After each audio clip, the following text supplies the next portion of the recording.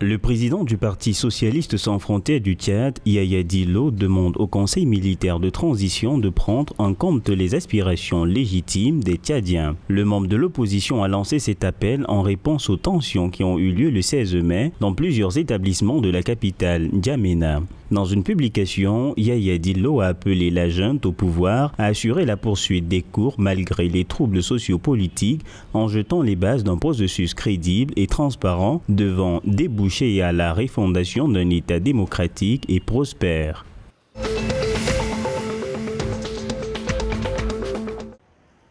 La République du Congo souhaite accélérer sa stratégie de développement. Le Premier ministre Anatole Colinette Makosso a réaffirmé lors du 4e séminaire gouvernemental tenu le 16 mai 2022 à Brazzaville son ambition de remodeler le visage de l'État congolais en engageant l'action du gouvernement dans des réformes nécessaires à la transformation du pays. Ce plan de reconstruction comprend l'amélioration du budget national, de la qualité des services publics grâce à la numérisation telle que l'éducation, la santé, l'eau, l'électricité, le transport, la promotion du secteur privé, des partenariats publics-privés en vue de réduire la vulnérabilité de l'économie face aux chocs extérieurs et d'accroître l'attractivité du pays.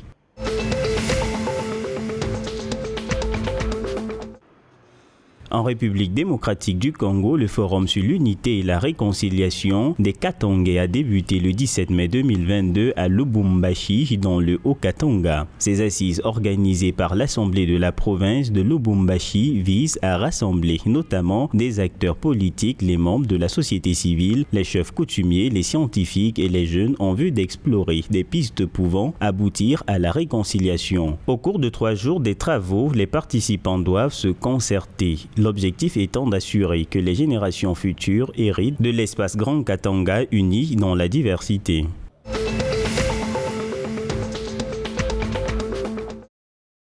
Le Gabon a adopté le passeport de la communauté économique et monétaire des États de l'Afrique centrale, devenant ainsi le dernier pays de la sous-région à adopter le passeport biométrique de la zone. Le nouveau document matérialise la libre circulation des ressortissants entre les 6 pays de la zone CEMAC. Cependant, les citoyens de la sous-région devront demander un visa et une carte de séjour pour résider dans un pays membre au-delà de 90 jours d'après un communiqué de la présidence de la commission de la CEMAC.